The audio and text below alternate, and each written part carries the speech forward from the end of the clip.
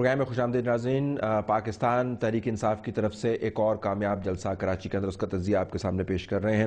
عمران خان صاحب کی تقریر کا سب کو انتظار تھا، کیونکہ اس تقریر میں انہوں نے خود ہی توقعات بلڈ کی تھیں کہ ایک مربوط وہ پلان اناؤنس کریں گے. اور کراچی کے بارے میں یاد رکھیے گا، کراچی کے اندر سب سے زیادہ پڑھے لکھے لوگ رہتے ہیں، بزنس کمیونٹی رہتی ہے اور پولیٹیکلی ایک انتہائی اویئر شہر ہے.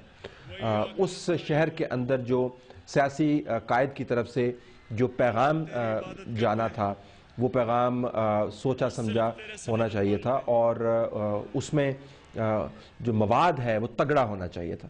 عمران خان صاحب کی تقریر کا تجزیہ کرنے سے پہلے میں کہوں گا کہ ایک اور پلس پوائنٹ جو ہم نے دیکھا، انہوں نے اپنی تقریر کے اندر بلوچستان کا ذکر کیا. بہت اچھی بات ہے، بلوچستان کو ہمارے لیڈران جو ہیں وہ ضمناً یاد رکھتے ہیں، لیکن اس مرتبہ انہوں نے کمپریہنسولی اس کو ٹریٹ کیا. اور مسیحی برادری کو انہوں نے میری کرسمس کا، which again is a great thing.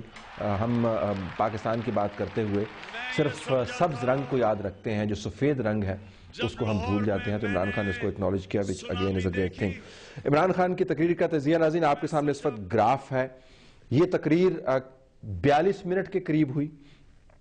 اس کے اندر تقریباً 3375 الفاظ عمران خان صاحب نے بیان کیے. ہم نے تقریر کا باقاعدہ ٹرانسکرپٹ کیا ہے، اس کے بعد الفاظ جو ہیں وہ کوٹ کیے ہیں، اور پھر ہم نے آپ کو بتایا ہے کہ کتنے الفاظ کس کس موضوع کے اوپر عمران خان نے خرچ کیے ہیں.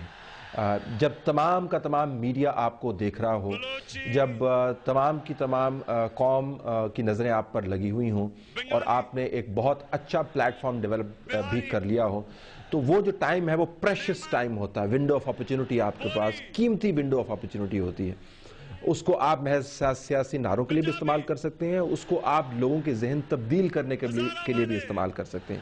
میڈیا کے توسط آپ لوگوں کے ڈرائنگ رومز میں، ان کے بیڈ رومز میں، ان کے سٹنگ رومز میں، ان کے ذہنوں میں گھس سکتے ہیں. تو عمران جب تقریر کرنے کے لیے آئے تو اس وقت ماحول گرم ہو چکا تھا. جو انہوں نے الفاظ استعمال کیے، بہت بڑا تصور جو ان کا رہا ہے کہ پاکستان کو ایک اسلامی فلاحی ریاست بننا چاہیے. تو فلاحی ریاست کے اوپر ان کا ایمفسس سب سے زیادہ تھا. صنعتوں کے اوپر اور شہری نظام کے اوپر بھی ان کا ایمفسس تھا. کرپشن کے اوپر بھی ان کا ایمفسس نسبتاً کم تھا. کاشتکاروں کے اوپر الفاظ ان کے مزید کم تھے. عدل و انصاف کے اوپر ان کے الفاظ جو تھے وہ بھی درمیانی کیٹیگری کے اندر آتے ہیں. مزدوروں کے بارے میں ان کے الفاظ کاشتکاروں کی نسبت کم تھے. تعلیم پر انہوں نے صرف 40 الفاظ بولے. پولیس پر انہوں نے 39 الفاظ بولے. سول سروس پر 29 الفاظ بولے. خارجہ پالیسی کے اوپر 10 الفاظ بولے. ایک میں بیچ میں سے نکال گیا، وہ میں دوبارہ مینشن کرنا چاہتا ہوں کہ پاکستان تحریک انصاف کا نام جو ہے بحیثیت سیاسی جماعت انہوں نے اپنی تقریر میں 3 مرتبہ لیا، اور جو ذاتی حوالے ہیں جس میں اگر آپ میک کا لفظ استعمال دیکھیں تو وہ انہوں نے 67 مرتبہ، اور ذاتی حوالوں اور میک کے ساتھ جو انہوں نے ایگزامپلز بیان کی اس کے اوپر ان کے تقریباً 324 الفاظ لگے. اب یہ وہ ایک ڈائیگرام ہے جو آپ کے سامنے موجود ہے کہ آپ نے اس وقت کو کس طریقے سے کس کام کے لیے استعمال کیا. کیا عمران خان اس تقریر کے مقاصد پورے کر پائے؟ ہم مفصل تجزیہ کرنے سے پہلے آپ کو اپنے ایک انٹرویو کا چھوٹا سا کلپ سنوانا چاہیں گے جو عمران خان نے کراچی کے جلسے کے حوالے سے بات کرتے ہوئے یہاں پر اسٹوڈیو میں بات کی، اور کہا کہ میں ایک مربوط پلان کراچی کے جلسے کے اندر اناؤنس کروں گا. پھر دیکھیں گے کہ وہ مربوط پلان اس معیار پر پورا اترا یا نہیں. تو آئیے دیکھتے ہیں عمران خان صاحب نے ہمارے ساتھ انٹرویو میں غریبوں کے حوالے سے کیا بات کی تھی.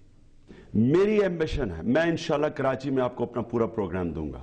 ہم ایک پروگرام دیں گے. یہ کراچی کے جو جلسے میں ایک تحریک انصاف اپنا ایجنڈا دے گی، وہ ایجنڈا ہے نچلے 50% طبقے کا. میں انشاءاللہ آپ ڈس اپوائنٹ نہیں ہوں گے. 25 دسمبر کو کراچی میں اپنا ایجنڈا میں دے رہا ہوں. اس میں ہم نے کسی کے اوپر پرانوں کے تنقید نہیں کرنی. ایک ایجنڈا رکھنا ہے پاکستان کے سامنے، ایک نئے پاکستان کے لیے. تو کیا عمران خان وہ مربوط پلان اناؤنس کر پائے جس سے غریبوں کی قسمت تبدیل ہونی ہے؟ غریب غربا بھی یہ بات سن رہے تھے، اور جن لوگوں نے توقعات لگائی ہوئی ہیں عمران خان صاحب کا پیغام وہ سننا چاہتے ہیں. ان کی تشہیر بہت ہے، ان کا کرزما بہت ہے، ان کی پرسنالٹی بڑی اچھی ہے، اور انہوں نے لوگوں کی رسپیکٹ بھی کمانڈ کی ہے. لیکن اس تمام کام کے ساتھ ساتھ انہوں نے لوگوں تک ایک مفصل، کمپریہنسو اور ایسا پلان جسے لوگ ریلیٹ کر پائیں وہ بھی اناؤنس کرنا تھا. بریک کے بعد آئیں گے تو بتائیں گے کہ پلان کتنا سامنے آیا اور کتنا سامنے نہ آ پایا.